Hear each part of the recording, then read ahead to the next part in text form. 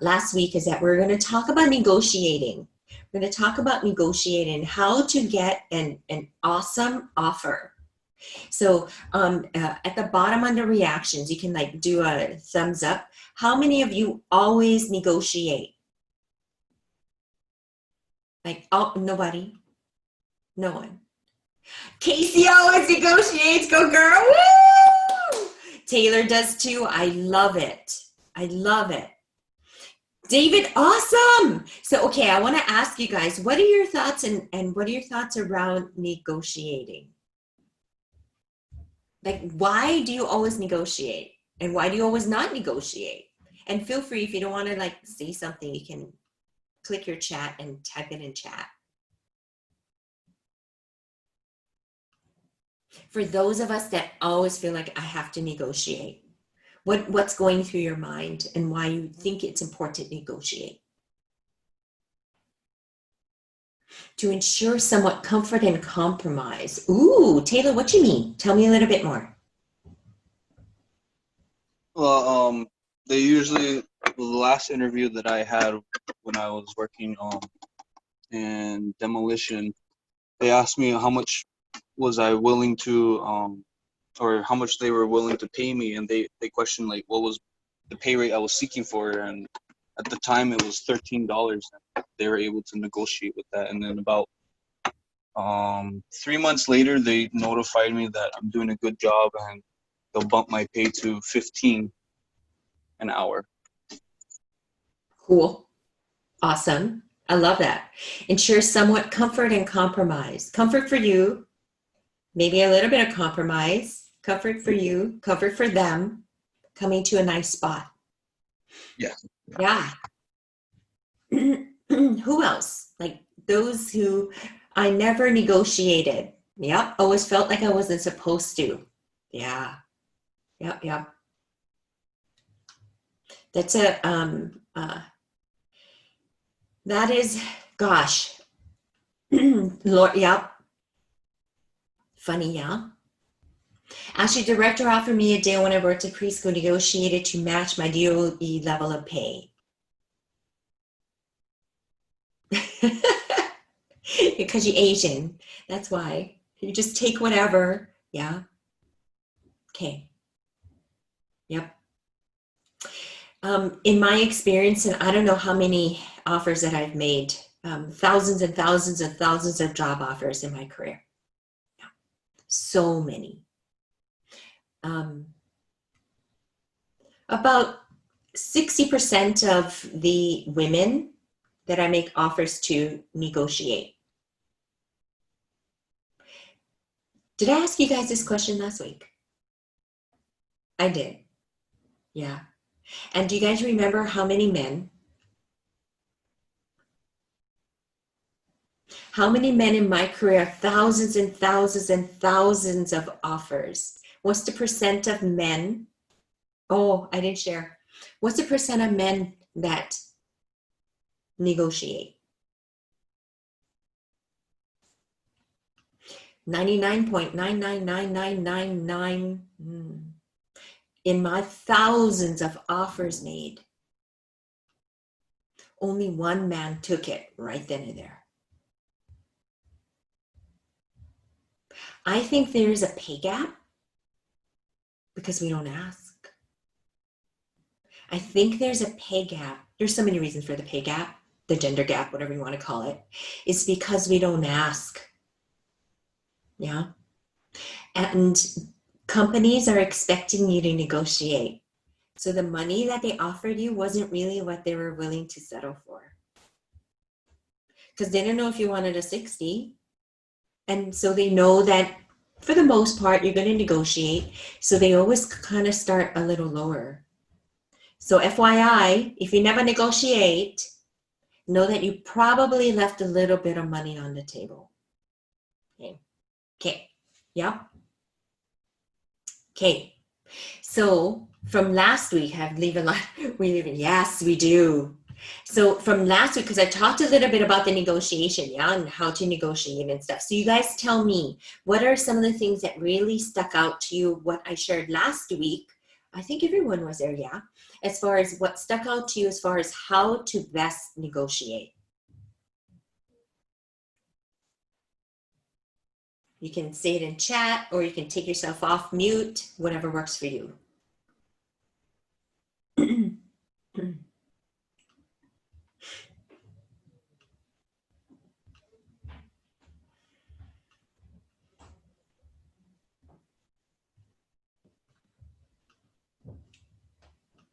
Nobody remember. Did I even cover it? Okay, maybe I didn't, yeah? Okay, okay, okay, all right. So there are 2 points in the interview process when they're going to ask for your compensation expectation. So Taylor, when you were up for this job, when did they ask you about how much? Was it at the tail end after they met you, or at the very, very beginning? Basically at the end, or almost towards the end, Yep. because I was asking about their benefits, like their 401k and all that. Yeah. So it normally happens after they kind of know they want you, or it happens in the very beginning to see if they can even afford you. So what are you Yeah. thinking? Yeah. So it's either going to be one or the other. And your answer is kind of a different approach. I mean, the answer is your answer, but the approach is different. Because if they ask you at the very beginning, like the very first conversation with a recruiter, they just want to know if they can afford you. So if you say something that kicks you out of contention, say for example, that you're really looking for like $20 an hour, and you ask for 25, they might go, ooh, I don't know, right? We don't know if we can even afford this person because our job is at $20 an hour. Or you want 70,000 and their job is at 50. And if you say 70, you kind of kicked yourself out of contention from the opportunity. So my recommendation at that point in time is to do a little bit of research and kind of get a sense about how much it is. So Taylor, did you kind of have a sense of how much that they would pay you? Like you asked some friends or heard from somebody? At the time, the regular pay rate for starting off was like 11 to 12. It really depended. So I just asked for 13 because it seemed reasonable enough for my experience. Yeah. Awesome. So we can, right? We can ask friends, we know somebody, we can get a sense of how much their pay is. And then think about what would be reasonable and then give a range. I'm looking anywhere from between maybe 11 to 13 or 12 to 14. Yeah. And then say, and I'm super flexible. How does that fit in your range? How does that fit in your range? So you've given a range where you feel is kind of reasonable, where you want to land is somewhere in there. And then you say, I'm super flexible. And how does it fit in your range? Whatever they say next, you can tell. If they go, oh yeah, that's no problem. Then you know that you are at the low or maybe even lower than the range. Yeah, no problem. No problem. If they say, ooh, I don't know, then you know you're kind of at the top end of the range. Then you could say, I'm very flexible. Yeah, because your goal is to stay in the game. Many, many times I have had someone at the top end of the range, but we fell so much in love with them that we found more money. So you want to stay in the game so that they fall in love with you, and who knows, maybe they can find more money and offer you more money. Yeah, I know.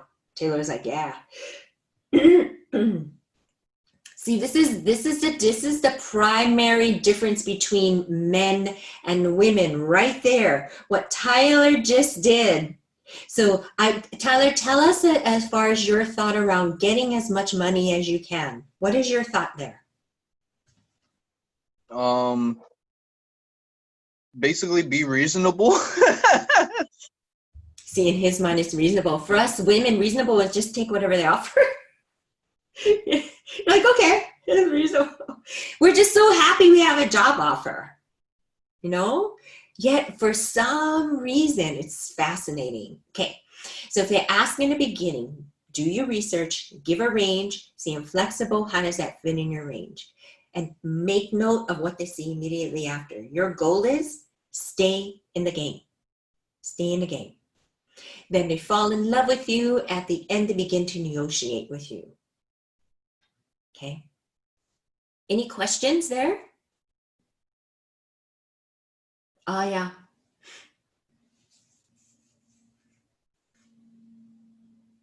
No questions? Okay, I'm reading like the notes. Yep. I had an employee negotiate with himself because I refused to negotiate. Wait, Laurie, so Pastor Laurie, what do you mean? No, it was that. He made the offer and then he said, "So what do you want to get paid?" And it was a job downtown. And so it was actually a position that was from where I was at. I was already with the company and he had offered me a higher position. And so he said, well, what do you want? What can we give you? You know, and I said, free parking is good. And then he went, okay. And then your rate of pay, what do you expect? And I just kind of looked at him and he said, anything? And I said, well, I'm getting paid okay now. And then he looked at me puzzled and he gave me a piece of paper, you know, and said, write down what do you think you would be good to get paid. And I refused to put it on the paper. So he took it back from me and he wrote down a number and he said, what do you think of this? And so I smiled and tried not to fall. And then and then I said, oh, thank you. That would be nice. And then he said, okay. Then he took it back and he scratched that out and he put another number. He said, and what do you think of this? And I went, are you joking? so, then he said, no, this is the real number. And I said, oh, okay. Sounds good. And so, yeah, that was nice. But yeah, he was going like, why aren't you giving me any numbers? And I just did not. And part of it is I don't think I was taught to do that. When in job, you don't ask because you're there asking for a job. That's not something you do. And then getting there, just I think you're right. It's a culture thing. It's a female thing. I'm not sure what it is, but it feels almost like you're extending past your boundaries, maybe. Where you're telling someone else what you're worth, which is not a bad thing when you think about it that way. It's like, what is it that your time is worth? What is it that your talent is worth? And I mean, not to be all crazy and out there, but to realistically look. Yeah. That's not a bad thing. Yeah, not a bad thing. Awesome. Thank you so much. So Taylor, I have a question for you. And so if you're thinking in this regard, and if someone were to ask you, so what, and send you a piece of paper, and you knew that they were trying to like help you out here, what would have been your response? Well, if they put the number down after, if that were to happen, then the second number, and I'll be like, oh, in the median. You would be like, oh, it's okay. Yeah. Oh my gosh, I love it. Oh my gosh, I love it. Okay, yes, right. Okay, so let's talk about how you can ask in a way that honors yourself, honors self and all. Because the amount that you're asking and whatever you start with, that's where it begins. And then it climbs and continues from there. If you were to take a look at the difference between a few dollars and over time getting 2% increases, that's all in your lifetime. That's it. You're looking at maybe $1 million. I'm not kidding. That's how much we leave on the table over time. And it's so cute that Pastor Lori had someone that was trying to help her, because in the role of human resources, I have a fiduciary responsibility to my employer. And so for me to extend myself, it has to be, Lori, that this person really liked you, because we have a fiduciary responsibility to our employer. We're not going to offer this if we're going by the book. Yeah. So, what is the difference between negotiator with recruiter and the person who actually interviewed you? The company will pick who's the person is best to negotiate with you. So you really don't necessarily have a say-so. And it would depend on whether the organization has allowed hiring managers to negotiate, or they keep it just with one person so it's consistent. Because sometimes hiring managers give too much. Would you negotiate differently based on who is making the offer to you? No. It would be the same. Same. Okay. The same. Yeah. Okay. So this is how, in my opinion, is the way that we can negotiate so we honor ourselves. We don't feel like we're being greedy. Yeah. Because if we think about it, this money that we're going to be earning goes to time we spend with friends, time we spend with family, the ability to put food on the table, the ability to maybe once in a while go out, yeah, possibly even go dating because now you have extra money, or the really nice pair of shoes that your kids want. It's things like this, because we spend so much more money on other people. And we feel so much freer to spend money on other people than we do on ourselves. Yeah? True that? Mm-hmm. Kimi's like, oh yeah. Yes, we will drop some serious money on our kids. Mom, oh, this was my son. Mom, my friend, I think it's his girlfriend, said, I really need a haircut and I need to go to this place. And I'm like, okay, how much do you need? $60. I'm like, 60? I don't spend $60 on my hair. Okay, here. See, we would give $60 so he can go get his haircut with his girlfriend. But for me, I have a cap. I'm not going to spend more than like 40 on my hair. No, I don't even get my hair cut all that often. As you see, I got my hair cut. Yeah. Okay. So this is the way to ask. So when they give you an offer, at that point in time, they're like, oh my gosh, Casey, we're so excited. We're going to be offering you this position. So you're like, oh, this is great. Hang on one second. Grab a piece of paper and a pen and go, okay, great. I'm ready. Go ahead and tell me. Well, we're thinking about this salary. We think it's going to be, I don't know, for Casey, $100,000 a year. Okay, so we're offering you $100,000 a year, and you're like, great. And you're going to begin to ask, what kind of benefits are there? How much do I need to pay for benefits? Do you have a vacation plan? What about your 401k? Do you have a match? And you're like, okay, I think I got everything that are big, important things. Am I missing anything?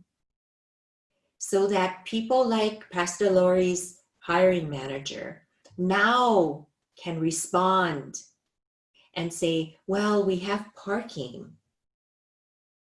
So you go, the things that you think you need to ask, yeah, like what Taylor had asked. And then you go, did I miss anything? Anything else that other people normally ask about? Oh, parking, awesome, great. What does that look like? Oh, free parking?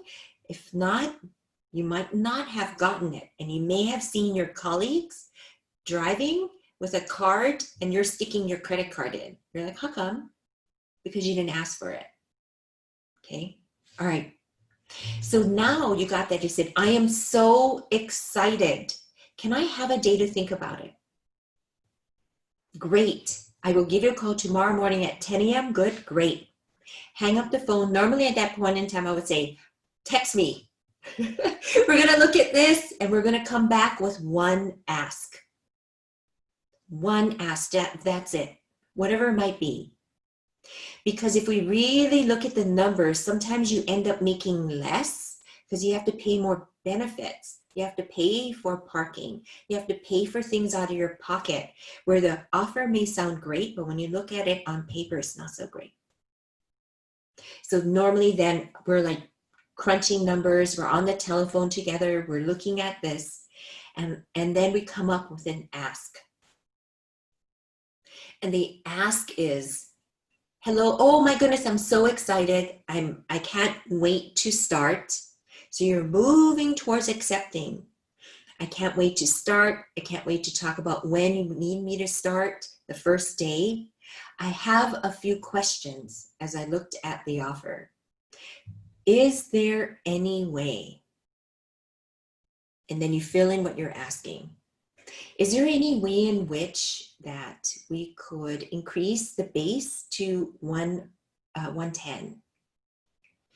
Because I noticed that I need to pay about $8,000 worth of additional benefits that I didn't have to pay before. And is there a way in which that you could cover the parking? Because that's an additional, in downtown, another $125 a month. And then you close your lips and you see what they say. If they say, they're only going to say 3 things. Oh yeah, no problem. Sure. Which means you didn't ask for enough. Oh yeah, sure, no problem. Which means that they would have offered you maybe 120. Okay. But it's too late. Okay. Can I add something to that? Yes. So back to mine, when they offered me how much pay it would be, after the response from my interviewer, he was like, "Oh yeah, we could definitely do that." I thought to myself, maybe I should have asked $15. Yes. So my recommendation is, okay, I really want 110, like it's Casey, I want 110. I'm going to ask for 120. We're going to ask for 115. So pump it a little better, higher, so that, because they totally might have given you 15. Okay. The other response will be, ooh, I think we might be able to do something. Let me get back to you. Which means there's some wiggle room there. But you may have asked a little bit more than what they can. So whoever you're talking to is going to advocate for you. Because if it's the hiring manager, they want you on board. If it's the recruiter, they want to close this requisition. Yeah. So they go and advocate and come back and they say, we really can't do 110, but we can do 107 and with a $3,000 sign-on. How's that? Okay. All right. The third option of what they may come back with and saying is, oh, Taylor, I don't know. We don't negotiate. That's not my style as a recruiter. We have given you the very top of what we can offer. And there are some companies that do that. Then you've squeezed as much as you can, and then you need to be ready to accept. Okay? Yeah. Any questions, any fears, any like, oh my goodness, I'm not so sure.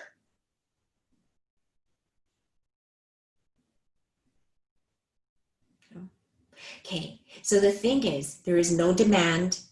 It's not a, you have to do this for me. It's merely a question. Is it possible for us to take a look at the base? Because, and a really great reason. Yeah.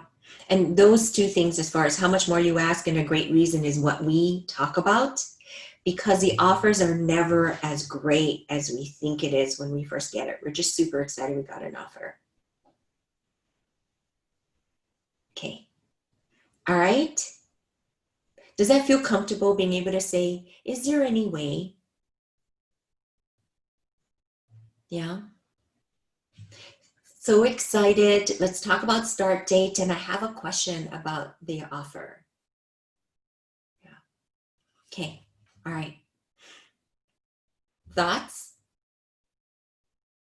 A little more comfortable? Yeah. So the awesome thing is now, never again. And it's a way in thinking, and I want you to think about that this is for your family. This is really for your ability, your connection, your community, honoring yourself and just asking. You're not demanding, you're not being greedy, because most likely they offered you less than what they really could have given to you. Yeah. All right. Okay. Now, I was thinking that we could mock some questions around, tell me about yourself. What is your greatest strength? What is your greatest weakness? So that you can get to the point of getting that offer. No? Working on what your answers might be, these stories might be. So curious to know, is anyone close to getting an interview? Or actively implying and thinking, oh, maybe, I hope someone will give me a call. David, do you want to go ahead and we use you as kind of like a role model?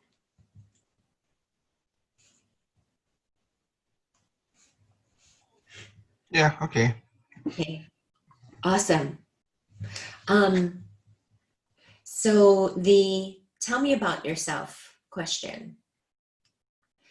What do you typically say? My background history, what my work experience.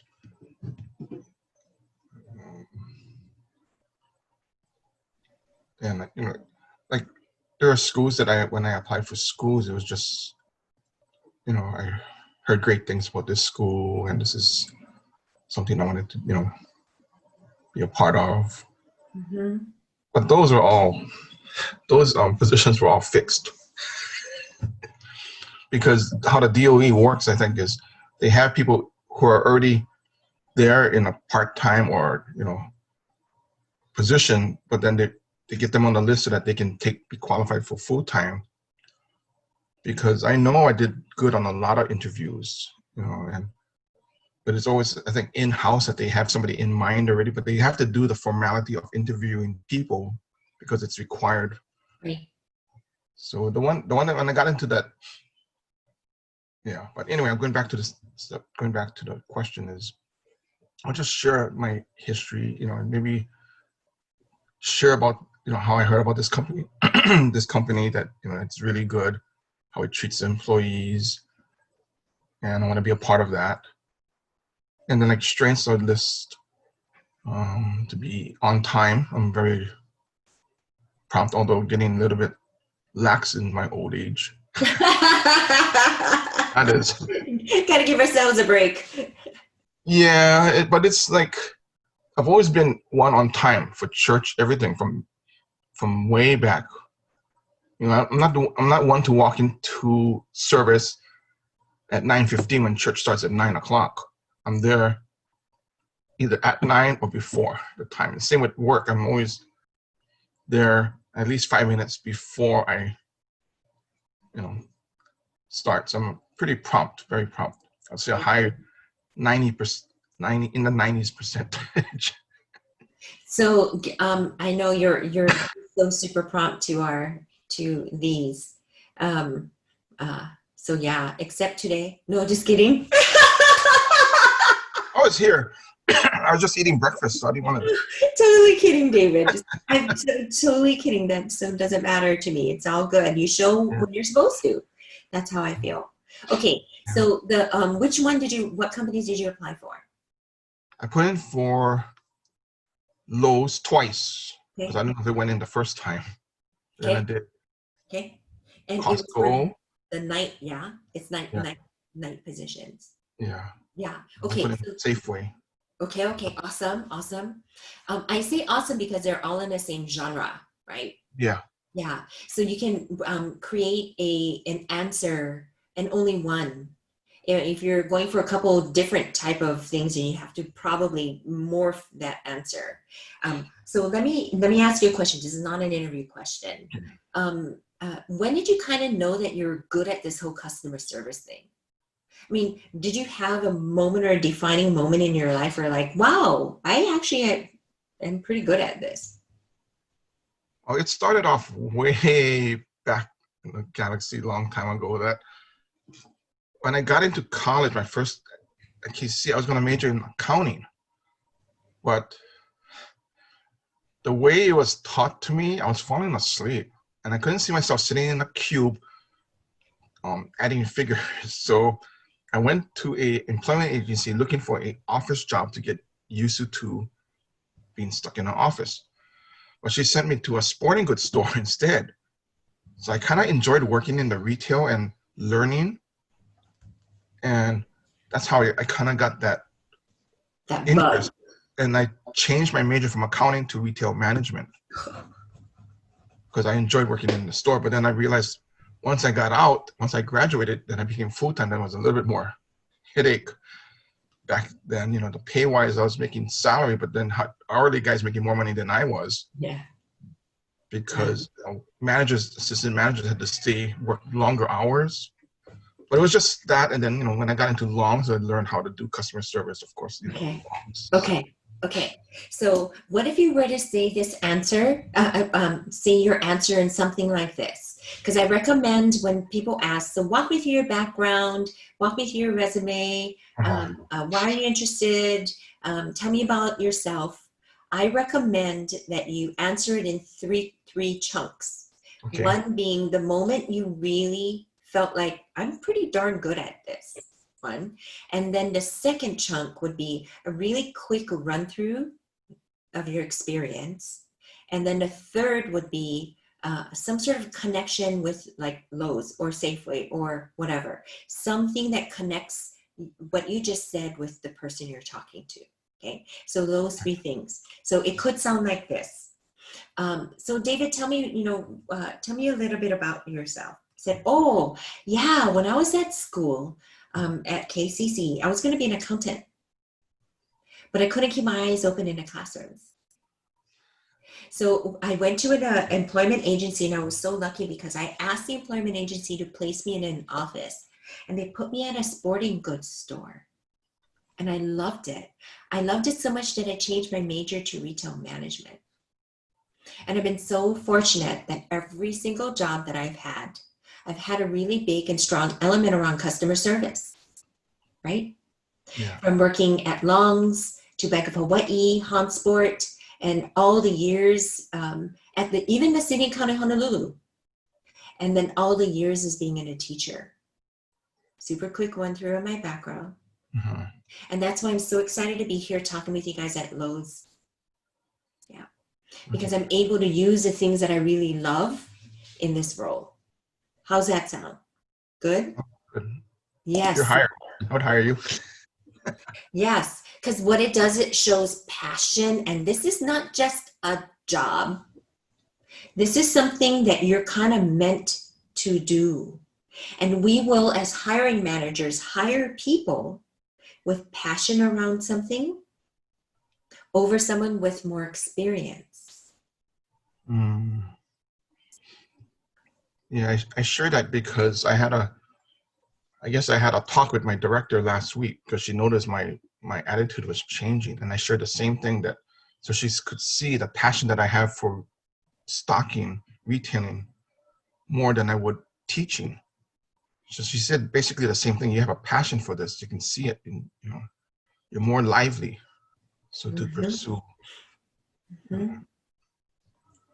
And I do. I mean, I go to the stores, and some of them is like, "Oh man, come on, call me up, This you guys need help badly. This place is terrible. It's not stocked well." I mean, there's a difference, Even like we have two Safeways here. The one up in Millennium, right about a block away, that one is empty. I go to the one in Waikele, it's full. And I rarely shop at the one closest. I go to the one that's a little bit farther away, only because they have more and it looks more presentable. Interesting. As a customer, you want to go as a customer looking at a store, seeing, well, at least they have the shelves are full. It's not empty. You never want to, as a customer, going into a store and say, oh, they don't have this, they don't have that. The sale items ran out, and it's only like one day later. It's like, it's not good. It's not good business practice. David, you need to find a friend who knows somebody that works over at Lowe's so they can walk your stuff over to the general manager there. Well, I have a god niece that works there, so I gotta tell her again. Hello. Yeah. Or somebody like I don't know, do you keep in touch with, I don't know, like maybe even somebody where you are now? You're the director. What if your director would have sent an email to the general manager and saying, I gotta tell you, there's this guy, he keeps talking about Lowe's, and yeah, he works here. He's a teacher at our school, but he's totally passionate about stocking and making the store look great and presentable. You guys should totally call him. Yeah.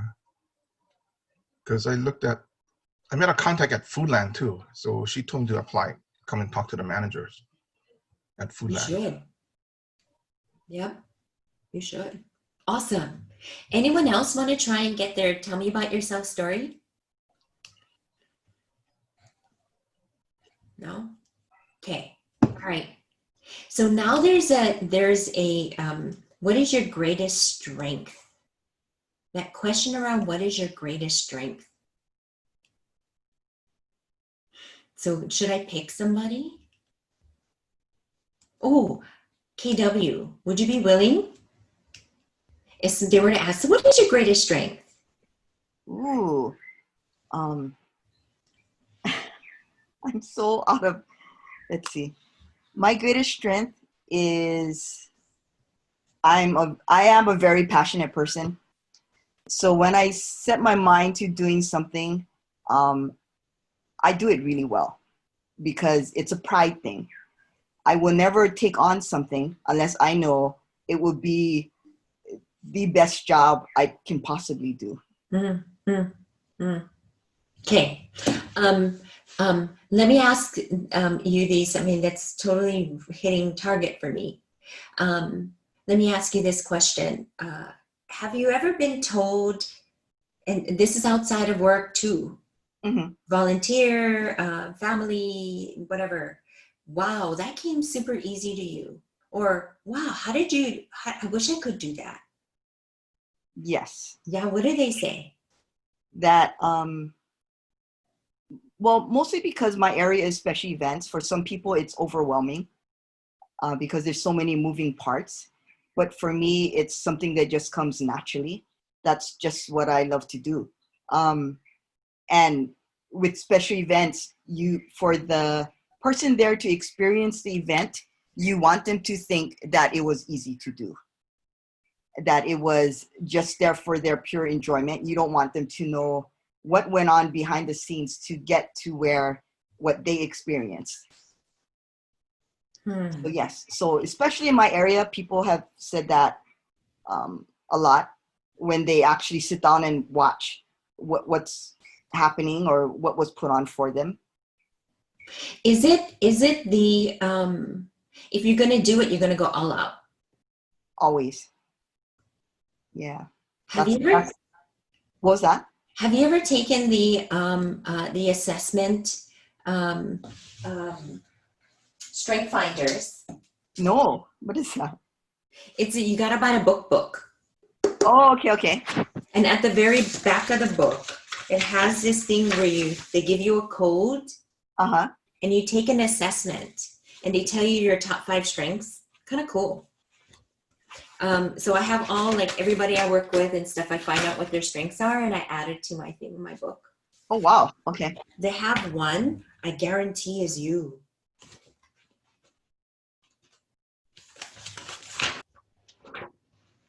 Tell me if you think this is you. Maximizer.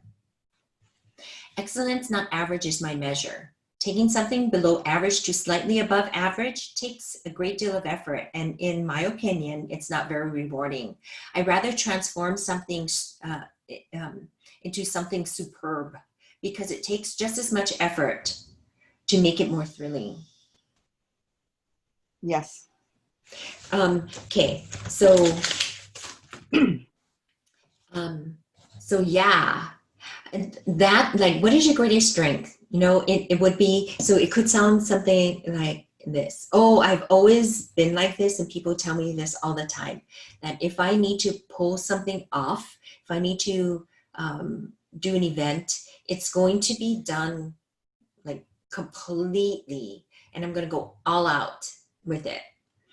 And I've always been like that. Like, I feel like it's going to take as much effort to just launch something that's okay or good. So as it would take as much effort to make something fantastic. So I'd rather make it fantastic. No? Yes. And sometimes people say, you know what, just you don't have to go all out. This is good enough. And it just bugs me. Yes. My husband is like that. He's very chill. He does great work, but he's very like, oh, or it's good enough. Do you think anybody is going to notice? And I said, somebody will. And that's what I'm doing it for.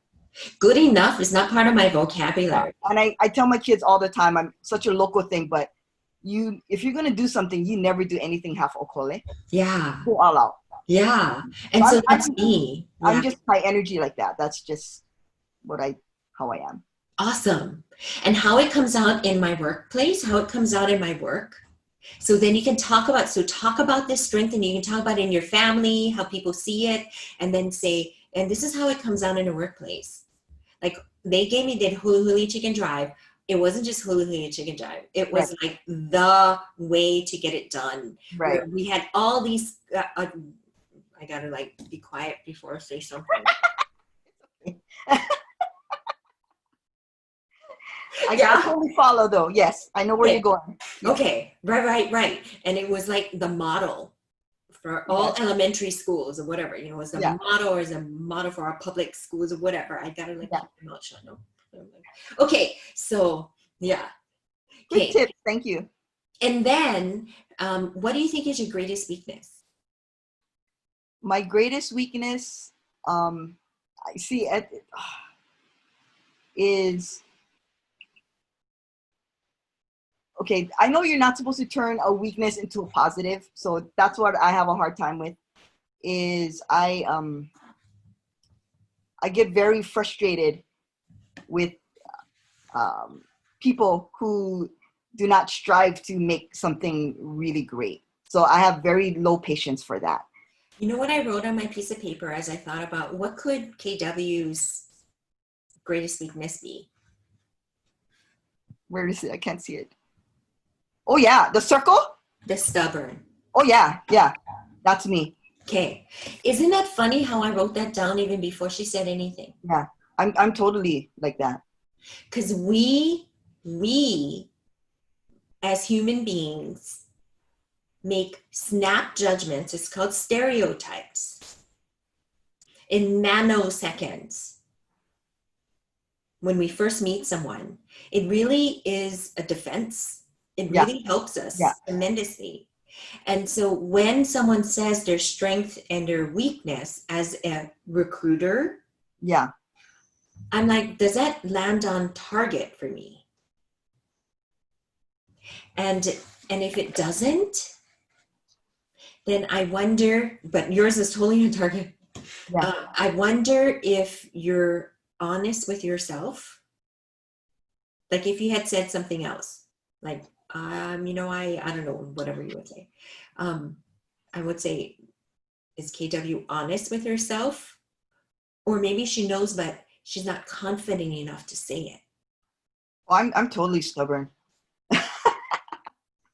Yeah, and so it helps, and then it also doesn't help in my position, because if something needs to get done, there's always a way to figure out how to get it done. Yeah. You know, so it's ask my husband. Yeah, he'll say, oh, totally. I am super stubborn. Yeah. So you can say my greatest weakness, and I would say make your stubborn answer much shorter than your strength. I can be really stubborn. I can dig my heels in. Yeah. And it, you know, it can be good because it makes sure that we stay on path. But as you can imagine, sometimes it's not a great thing. Right. And I know this about myself. And because I know this about myself, I do this one thing. And it's something I'll always have to struggle with. Yeah. Yeah. Okay. That is me, though. Awesome. Crazy, and we've never met. I know, but that is so me. Crazy. Okay. All right. Right. Okay. All right. Now let's talk really quickly of how should we look? How do we show up for an interview? Most of the interview is going to be like this, on video now. There's this one guy. He just got an offer to be the CEO of a billion-dollar firm. And they never met him in person. Every part of the interview was done on video. 6 months ago, that would have never happened. Never happened. So get used to this. And a couple of things. Yeah. You want your head to be near the top of the screen. Like this. Yeah, like Kimmy, you get on Kimmy. Because imagine if you're talking to me and I'm like right in the middle of the screen. So you have an opinion about me, and then you have an opinion about me. What is your opinion about me like this? What do you think? Seems so far away. Waxed. They're totally there. Yeah. Versus this. Yeah. So you want to do your setup so you're prepared. It's almost as important these days as what you're going to wear. So let's talk about what you're going to wear. What do you guys think? It'll be like a dress shirt, aloha tee, or a suit and tie, or basically from how I was taught, that's like the basic attire for an interview. You gotta dress professionally. Yep. What else? Anything that we should be concerned about? Or hair. Like, what do you mean with your hair? So since I have short hair and I could slick it back, maybe gel it, or I used to have long hair. I would put it in a ponytail because it would only be like up to my shoulders for guys, and then like you said, for females, they gotta have their ears revealed. Yeah, that was for the picture. Yeah. What else? What else might be taboo? My facial piercings. So what you do? No, for real kind. Oh, I trained it long enough after having it for a while. I could leave it out for about 3 days, and then it will start closing back up. So how do we? Because that's an interesting thing. Because so I'm assuming you would take it off in an interview. Yes. Yeah? Yes, definitely. Because this speaks volumes that would bring out fear for them. Like, I don't know if he'll be able to represent us as an employee on the floor because he looks intimidating, or he looks like he has, they do all that stereotype profiling that, he looks like a bad kid or something. Yeah. And then do you ever put it back on after you start? After my shift is over, when I'm off property. Okay, yeah. So you if you show up without it, then you expect that you're going to keep it off while you're working there. Yes. Yeah. Okay. I think that's a good idea. And yet it feels kind of like, but this is me. Oh yeah, no, definitely. But if you want to get paid, you have to do things that you don't want to do. Yeah. That's right. Can you talk to my son? How old is he? 18. They have a lot to learn in this generation, trust me. Yeah, when did that ever become a factor? Wanting to. Yeah. What else? So, yeah, facial piercings. What else? Males, clean shave. like either baby face or keep it professionally done, you know, like well trimmed, Mhm. or really it really depends on the company for facial hair. It It really does. does depend, because sometimes they'll allow you to keep beards, because when I used to work security, some jobs would let me keep my piercings in because, you know, we're just observe and report, and most of the time I had the night shift. And some of them say no, you have to have a clean face, always shave. And for other companies, they said, oh yeah, you can have a beard or a mustache, but you can't have a beard and mustache. You can't have a scraggly face, all that. It has to be clean cut. You look professional. So by looking professional, as in you can't look wild in a sense. You know what I mean? That's a good qualifier. Definitely don't look wild. Yeah. What about tattoos? For tattoos, if you have what they call sleeves, you would have to have a long sleeve button-up shirt. Some security companies that I used to work for would, depending on the I guess where the site you are at and the people you deal with, you could either have regular sleeve shirt or a t-shirt like uniform, or they have to tell you you have to cover up. Even some places like I know Japan, they have that in a sense that that precaution for people with tattoos, because the yakuza have their whole body tattooed. So a lot of them usually have like turtlenecks, or they have the suits that have to cover up their neck and stuff. Because I know a lot of people that have neck tattoos, sleeves all over their hands. Some of the some hand tattoos you can't cover up, obviously. So most of the time they'll usually turn you down for tattoos if you have it. That's a place that you can't cover it up. Yeah. Wow. I didn't know that about the Yakuza. Yakuza. Yeah. Yeah. Yeah. Good. Thank you, Taylor, for being our Infomercial. yes, exactly. Yeah. So Casey, you know, you gotta like make sure you take off all of those body piercings.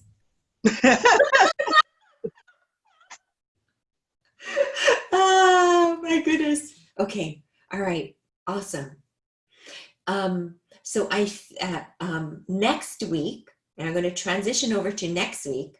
So next week we're going to talk about how can you start in your role and be like so amazing that your boss thinks, wow, David is the best person I've ever hired. What can you do when you first start so that you leave your boss feeling, Dave is the best person I've ever hired? So we're going to talk about that, okay, next week. All right, in preparation for when you get that offer over at Lowe's, David. Yes, we're going to put that up. We're going to say it out. And an amazing, awesome role for David at one of these organizations that see how lucky they'll be to get him on their team.